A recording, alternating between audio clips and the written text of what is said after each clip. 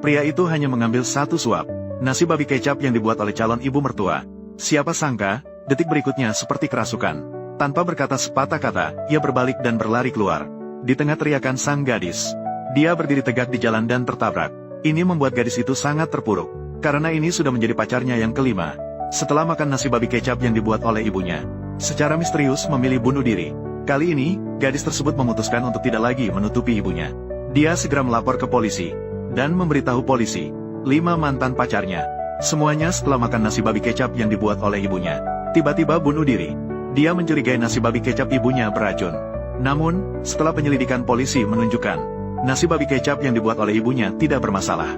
Ibu pun dibebaskan. Namun, meskipun begitu, gadis itu tetap merasa ibunya ada masalah. Hanya karena setelah ulang tahun ke-17-nya, ibu tampaknya tiba-tiba berubah drastis.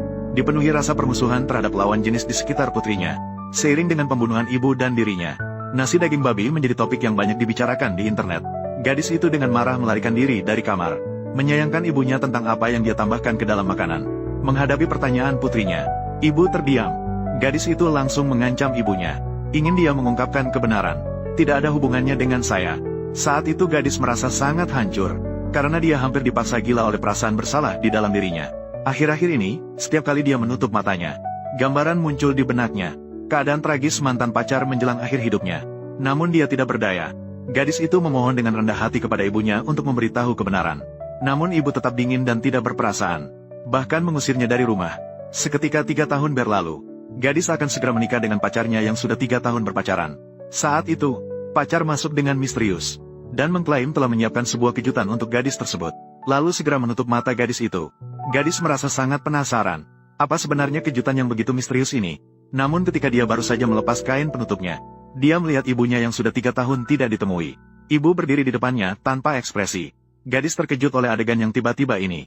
Namun pacar dengan lembut menghiburnya. Dia menyatakan bahwa ini adalah pernikahan yang hanya terjadi sekali seumur hidup.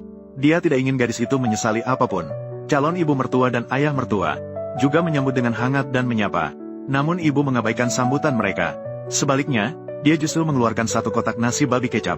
Dia memberitahu calon suami bahwa jika ingin menikahi putrinya, harus makan nasi babi kukus yang dia buat terlebih dahulu.